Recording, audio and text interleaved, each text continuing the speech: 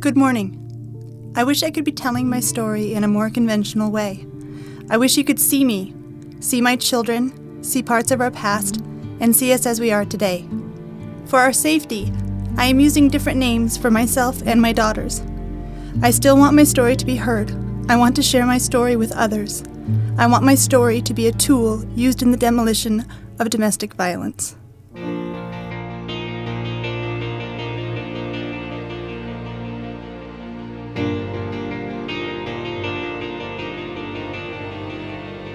I came to Idaho for college, receiving nearly a full-ride scholarship, settling into a rigorous schedule pursuing a double major far from home.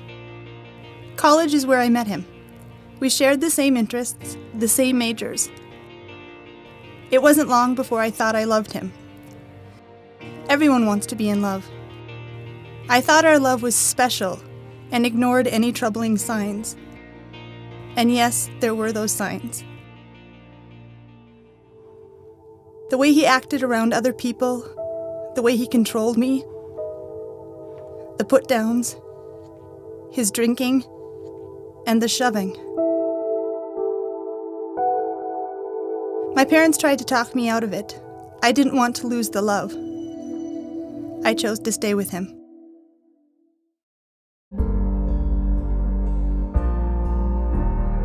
After graduating, we married and started our new life together.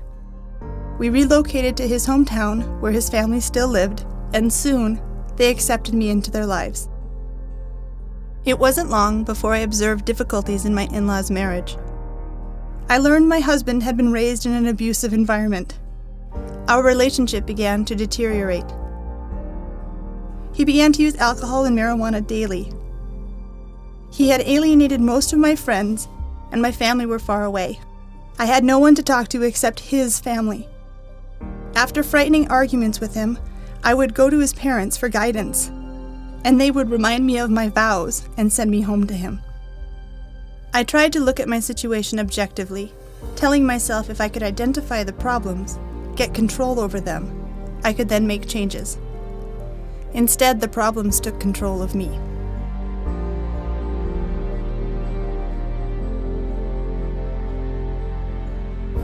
We fell into a simple routine.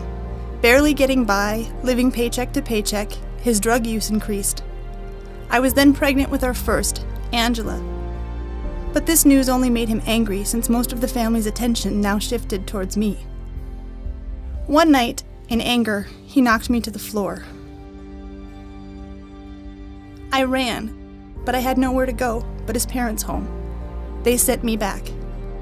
I told no one else about the incident because I was afraid and shamed. Angela's birth was very traumatic, but my husband was jealous of the attention she received. Over the next couple years, I became more and more isolated, while his family became more and more controlling. I withdrew into myself, and I soon found myself pregnant with our second daughter. I was prescribed antidepressants.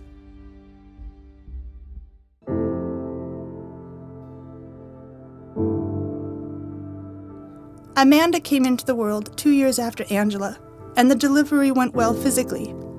But soon after, I spiraled downward in postpartum depression. I was prescribed more antidepressants. When they didn't work, I was misdiagnosed as bipolar and prescribed a cocktail of anticonvulsants and antidepressants. My husband liked this new wife. Whenever we'd have a disagreement and argue, he would remind me to take my meds. While he never accompanied me to my prenatal visits, he always took great interest in my medications and attended doctor's appointments whenever new prescriptions needed to be written. I guess he thought a stoned wife was easier to control. The next several months were a blur. Today, doctors tell me I was taking enough antidepressants to sedate a horse.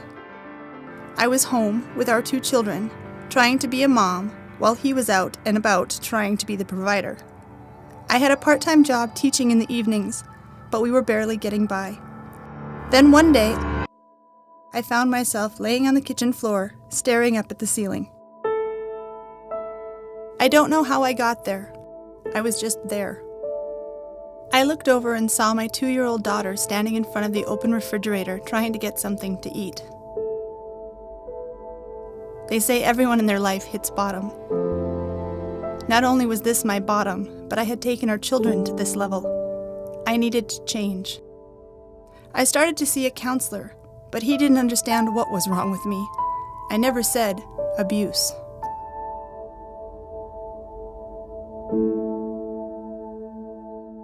By 2008, my job teaching nights had given me strength and proven my worth.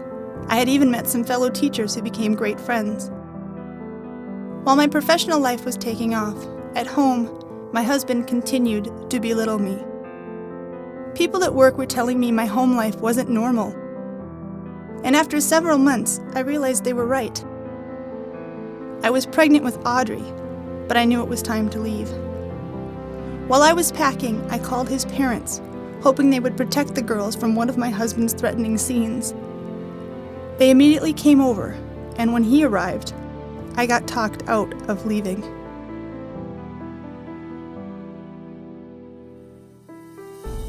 Audrey was born in the spring of 2008 with a serious birth defect in her airway.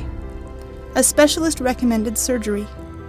I was all for the procedure, but he and his family were not. We argued and argued, but I stood my ground. After all, my daughter's life was at stake. The surgery took place and our daughter began to heal. During this time, I paused. And again took a look at myself, my children, my marriage, my life. I confronted him. He got angry and left, returning later to tell me that he was going to hurt me. I knew what I had to do, and this time, I knew I had to do it for me, for my children, and I knew I had to do it alone. I packed our bags and took the only money I had access to, the children's piggy banks. That's all I had, the coins in my children's piggy banks.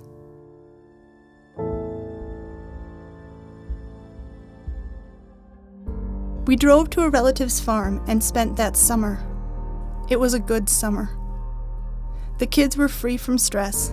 They played with the animals and helped out in the garden. I was able to free myself from all of my prescription medicines. I filed for divorce and started planning a new life for my children and me. In the fall of 2009, the children and I moved to Boise. I was able to find work, first part-time, but soon I was offered a full-time position. I tried another local counselor, but she didn't have the skills to help me. My girls were being abused by their father during custody visitations, and they started counseling somewhere else, but they couldn't help my girls.